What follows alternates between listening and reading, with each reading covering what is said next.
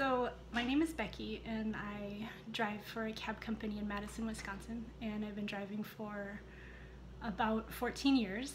And I've seen a lot of stuff, and recently I've started listening to this podcast called My Favorite Murder, and I've plowed through over, I guess it's 49 regular episodes and like 12 mini episodes.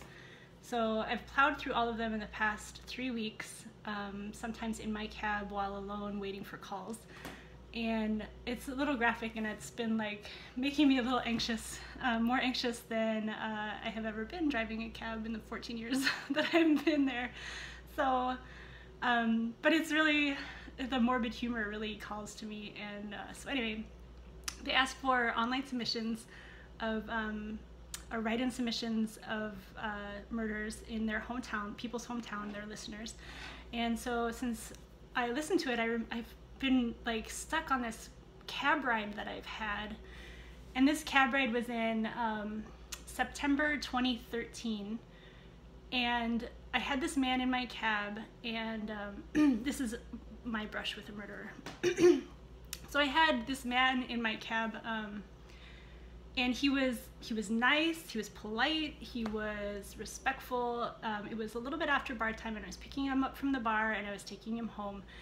And he seemed pretty punk rock. He had a mohawk, he had tattoos, but he was like respectful. He wasn't like some punk, you know. And so I took him home, and I'm like, well, that's a nice guy. Maybe I'll see him at the bar sometime.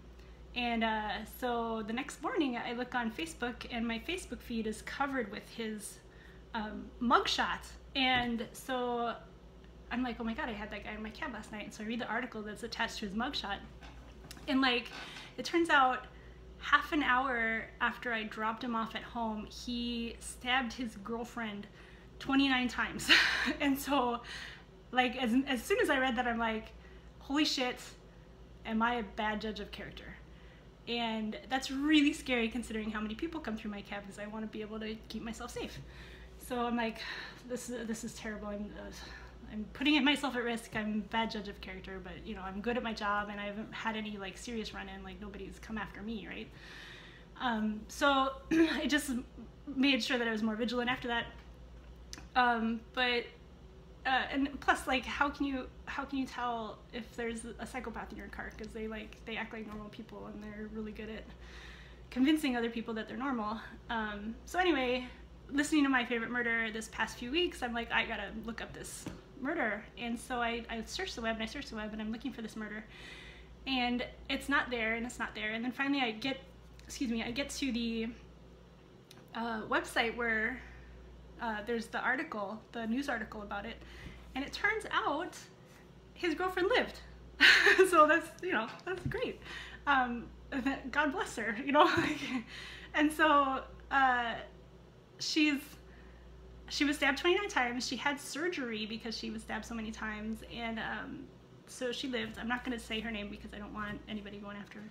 But the guy's name, the murderer, or the attempted murderer, his name is Eric S. Prunn, P-R-U-N-N. He was age 41. He had previously been convicted of a sex crime in Florida. And so he was like, I think he was incarcerated for like 8 years in Florida for, I looked it up and I couldn't find any information on what he had done, but the charge was lewd conduct with somebody under the age of 16. So this guy's a real winner.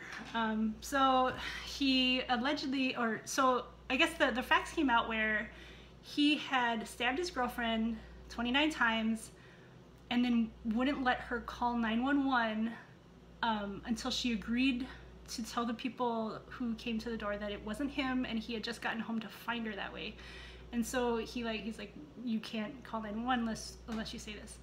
And so she did, but then the cops were like, well, we're not falling for that. So they arrested him anyway. Well, because our cops are kind of smart. Well, I guess you don't have to be smart for that. But so that's my murder story of like being like, had this guy in the backseat and totally convinced he was normal. Anyway, I highly suggest that you listen to My Favorite Murder. They also have a Facebook page and a Twitter. I don't remember what the name on the Twitter is, but just look up My Favorite Murder and I'm sure it'll pop up. And so if you have like morbid curiosity and a morbid sense of humor, it's totally up your alley. All right, have a great night. Thanks. Bye.